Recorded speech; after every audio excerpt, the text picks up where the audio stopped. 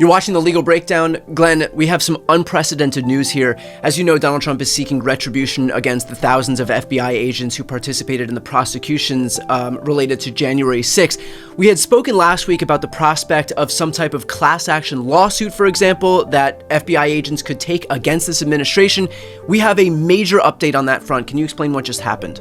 You know, Brian, on the legal Richter scale between 1 and 10, this is about a 17. This is the FBI in a class action lawsuit brought expressly against the leadership of the Department of Justice, but make no mistake about it, it is brought in a very real sense against Donald Trump and his lawless cabal, his administration. These FBI agents just went to a federal court in Washington, D.C., and they are seeking injunctive relief. What does that mean? They want a court to order Donald Trump to stop what he's doing, which includes potentially endangering the safety of FBI agents and employees and wrongfully terminating FBI agents and employees for what? What was their transgression?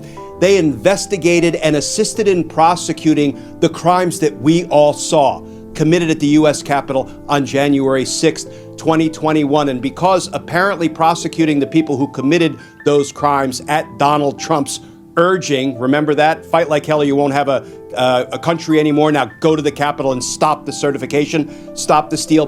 Because they make Donald Trump look bad, not only did he pardon all of the J6 criminals, but he's now trying to punish the FBI agents and the prosecutors who did the hard work of the American people, abided by the rule of law, were loyal to the Constitution, and held those J6 criminals accountable. And the FBI just said, enough, we're done. We are taking the DOJ leadership and by proxy, Donald Trump to court to put a damn stop to a runaway, lawless presidential administration, because that's what it is. Now, here is just a little flavor, Brian, and I urge all of our viewers to read the very short and digestible 16-page lawsuit that was just filed by 9 FBI agents who are representative of the class. In fact, it says, come now the plaintiffs, John and Jane Doe's. What does that mean? They don't even want to put their names on this pleading for fear of retaliation, retribution by Trump and his supporters, including his January 6th mob that he opened the prison doors for so they could go out and continue to do his dirty and dangerous bidding. Comes now plaintiffs, John and Jane Doe's 1 through 9, on behalf of themselves and all similarly situated current and former agents and or employees of the Federal Bureau of Investigation. And they are asking that the court put an immediate stop to what Donald Trump has demanded the FBI agents and supervisors do, which is fill out a questionnaire. I want the names of every FBI agent and employee who participated in the investigation and prosecution of January 6 defendants. I want to know what they did, and I want those names because there is no mistaking what Donald Trump intends to do with those names. 1, unlawfully terminate those people from federal government employment, and 2, distribute those names to everybody so his supporters can potentially get after those people. And it is that second nefarious goal of Donald Trump and his henchmen at the Department of Justice that the plaintiffs, the FBI agents who filed this suit, zoom in on page 2. Plaintiffs assert that the purpose for this list of agents and employees who worked on January 6th cases is to identify agents to be terminated or to suffer other adverse employment actions. Plaintiffs reasonably fear that all or part of this list might be published by allies of President Trump, thus placing themselves and their families in immediate danger of retribution by the now pardoned and at-large January 6th convicted felons. And they go on to set out 3 different counts, 3 different causes of action in this legal filing, this lawsuit. But let me tell you, this is historic. And we can talk in a few minutes about why this lawsuit being filed has such important implications for not only the health of our future democracy, but the very viability of our democracy. Glenn, I want to dig into the prospect of Kash Patel's impending confirmation.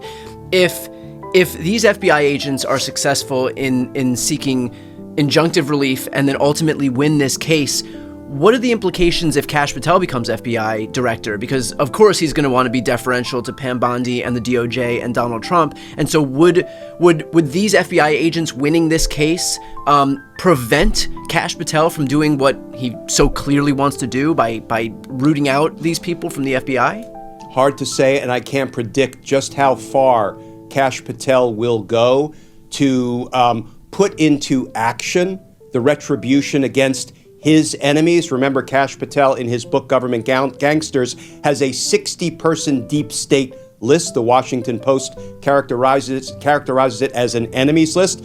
We don't know whether this will have any deterrent effect on Kash Patel's desires to do Donald Trump's dirty, unlawful revenge bidding by going after these people. I can only hope it does deter him from, nefarious conduct moving forward in the horrific event he is confirmed as director of the FBI. But I think what this tends to suggest, Brian, is the FBI rank and file will not respect a Kash Patel if he insists on doing Donald Trump's dirty bidding now that the FBI agents themselves have gone to court to ask a federal judge to order Donald Trump to effing stop it. I'm really agitated right now, but we can talk about why this is so important, this lawsuit, because let's remember, there were already lawsuits filed when Donald Trump tried to revoke the constitutional guarantee of birthright citizenship, and within about 24 hours, a federal judge put a stop to it. And when he tried to pull all federal funding, I think we're up to 2 federal judges who have put a stop to it. And what happened?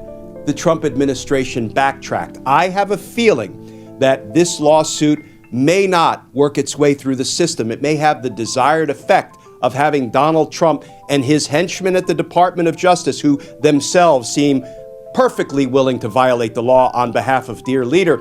It may cause them to back up and say, okay, maybe our criminal scheme to unlawfully terminate FBI employees who worked on the J6 cases wasn't so smart, and maybe they will back up on this one as well. But if they don't, here is the second really important takeaway. Donald Trump has already been flirting with ignoring court orders. I think the last move of an aspiring dictator, a tyrant, an autocrat, is when courts order him and his administration to decline to do something. An autocratic government, a dictator, will say, I don't care what the courts have ordered me not to do, I'm doing it anyway. And you know why? Because the courts don't have an army or a law enforcement agency to enforce their orders. It is only through the goodwill of the executive branch that we abide by Supreme Court rulings or court orders. And so I have a feeling, this is sort of the battle being met between the preeminent law enforcement agency for the United States of America, the FBI, and a lawless Trump administration who is determined to wrongfully hollow out the FBI. And I think it will make it much, much harder for the Trump administration if they are deprived of the law enforcement resources of the FBI because they choose to violate court orders that are put in place to protect FBI agents from wrongful termination.